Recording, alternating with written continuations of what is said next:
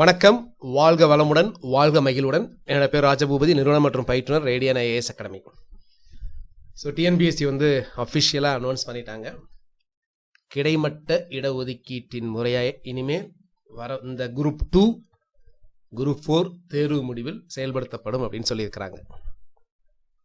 So நேற்று ஏற்கனவே சொல்லியிருந்தேன், இவங்க வந்து சுப்ரீம் கோர்ட்டுக்கு போகிறதா சொல்லியிருந்தாங்க. சுப்ரீம் கோர்ட்டுக்கு போகிறதுக்கு வாய்ப்புகள் இல்லை அப்படின்னு சொல்லியிருந்தேன்.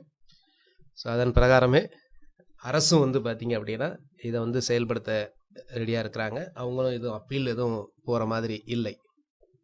ஸோ அதனால் தேர்வர்கள் வேறு இந்த கவலையை மறந்துட்டு நீங்கள் நன்றாக படிப்பதில் உங்கள் கவனத்தை செலுத்துங்க. இனிமேல் இது வந்து ஒரு லேண்ட்மார்க். அதை நேற்று வந்தது வந்து பார்த்திங்கன்னா ஒரு லேண்ட்மார்க் ஜட்ஜ்மெண்ட். இன்னும் நிறைய பிரச்சனைகள்லாம் இருக்குது. ஸோ அது எல்லாமே நம்ம அரசுக்கு தெரியப்படுத்தியிருக்கிறோம். திரும்பவும் அதுக்கும் நம்ம நிறைய ப்ரெஷரும் கொடுக்கறது உள்ளோம். டிஎன்பிஎஸ்சி மெம்பர் கூட அஃபிஷியலாக ட்வீட் பண்ணியிருக்கிறாங்க. So TNPSC is directed to prepare open merit list before applying social reservation for women reservation. So it will have its effect in group 2 exam results of டிஎன்பிஎஸ்சிலே இருக்கும் அப்படின்னு சொல்கிறாங்க. ஒரு நல்ல ஒரு இது தேர்வர்களுக்கு மிகவும் மகிழ்ச்சி அளிக்கக்கூடிய செய்தி. அனைத்து தேர்வர்களுக்கும், ஆண் தேர்வர்கள் பெண் தேர்வுகள் இருபாலாக இருக்கும். ஸோ உடனே ரிசல்ட்ஸ் எப்போ வரும் அப்படின்னு கமெண்ட்டில் கேட்காதீங்க. ஏன்னா யாருக்குமே தெரியாது, எப்போ வேணாலும் வரலாம், எனி டைம். அது எவ்வளோ நாள் அவங்க டிஎன்பிஎஸ்சி எடுத்துக்கிறாங்க அப்படிங்கிறத பொறுத்து. ஸோ நீங்கள் வந்து என் கடன் படித்து கிடப்பதே.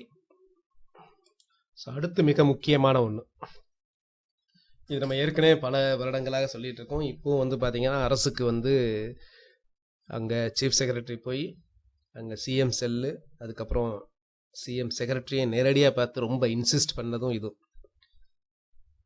ஏன்னா இப்போ என்ன ரிசர்வேஷன், என்ன வெர்டிக்கல் ரிசர்வேஷன், ஹரிசாண்டல் ரிசர்வேஷன் கொடுத்தாலும் நம்ம உழைப்புக்கு ஏற்ற இது வந்து ஆண்பாளர் பெண்பாளர் 2 பேருக்குமே தேவைப்படக்கூடியது.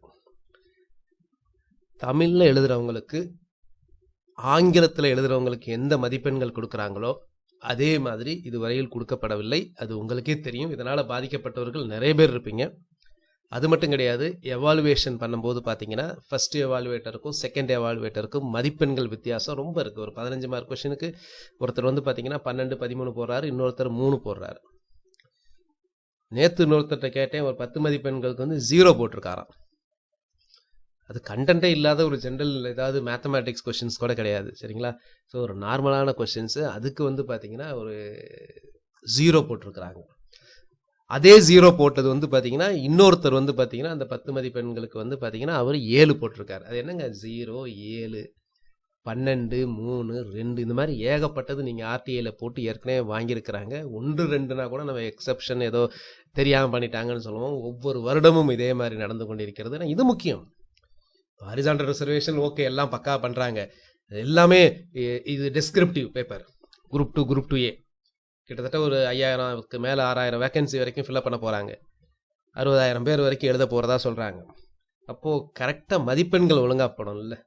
ஸோ இதை வந்து இன்றைக்கி கூட அரசுக்கு கொஞ்சம் முக்கியமாக இருக்கக்கூடிய டாப் ஆஃபீஸர்ஸ் இவங்களுக்கு தெரியப்படுத்தி இதை கொஞ்சம் சீரியஸாக பண்ணுங்கள். இந்த முறை வந்து டிஎன்பிஎஸ்சிக்கு பண்ணுங்க அப்படின்னு சொல்லி டிஎன்பிஎஸ்சிக்கு வந்து இதை வச்சு கரெக்டாக ப்ரெஷர், கரெக்டாக ஒழுங்காக ஆங்கிலத்தில் என்ன எழுதுகிறாங்களோ அதே மதிப்பெண் அதே அளவுக்கு வந்து தமிழ்லையும் மதிப்பெண்கள் கொடுங்க. தமிழில் எழுதுகிறவங்களை வந்து ரொம்ப ஒரு சீப்பாக, தமிழில் தானே எழுதுகிறான் இவனுக்கு ஓரளவும் தெரியாது அப்படிங்கிற அந்த மென்டாலிட்டி இல்லாமல், தமிழ் ஐயாக்கள் நார்மலாகவே நம்ம ஸ்கூலில் பார்த்தீங்கன்னா தெரியும், தமிழ் ஐயாக்கள் மதிப்பெண்களே போட மாட்டாங்க.